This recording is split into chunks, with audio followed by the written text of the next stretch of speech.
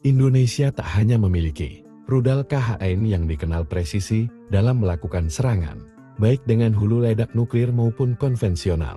TNI memberikan sinyal keras ke Malaysia, terutama soal Ambalat. Hal itu terlihat dari foto-foto markas Batalion Artileri Medan di Tenggarong.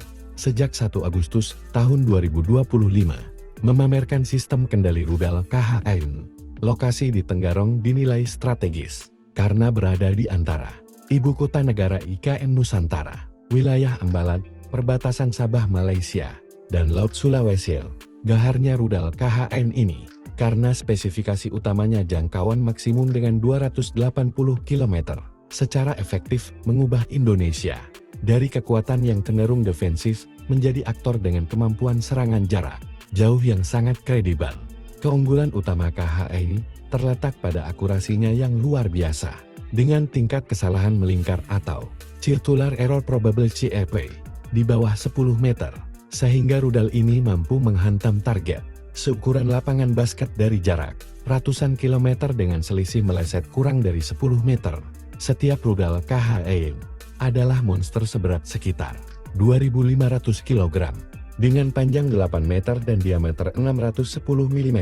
Bobotnya yang masif ini membawa hulu ledak seberat 470 kg yang bisa dikonfigurasi sebagai peledak berdaya ledak tinggi hingga eksplosif atau fragmentasi. Dengan daya hancur sebesar ini, KHN didesain khusus bisa melumpuhkan pusat komando musuh, pangkalan udara, pusat logistik vital, bunker pertahanan yang diperkuat, hingga sistem radar di garis depan. Gaharnya rudal KHN ini menjadi simbol militer. Indonesia masuk dalam negara yang menyiapkan diri jika terjadi perang artileri, peran yang menjadi simbol pertempuran peralatan era modern. Diketahui, Ambalat tengah memanas di dunia maya dan parlemen. Terlebih setelah Menlu Malaysia Muhammad Hasan menghapus istilah Ambalat dengan Laut Sulawesi. Penyebutan ini memantik protes dari DPR RI maupun dari rakyat Indonesia. Presiden Indonesia Prabowo Subianto menyinggung hal ini dan bersikap lunak dengan melakukan kerjasama ekonomi dengan Malaysia di Blok Ambalat lewat mekanisme pengelolaan bersama atau Joint Developmental. Anwar Ibrahim juga sepakat dengan mengatakan permasalahan di Blok Ambalat harus segera diselesaikan.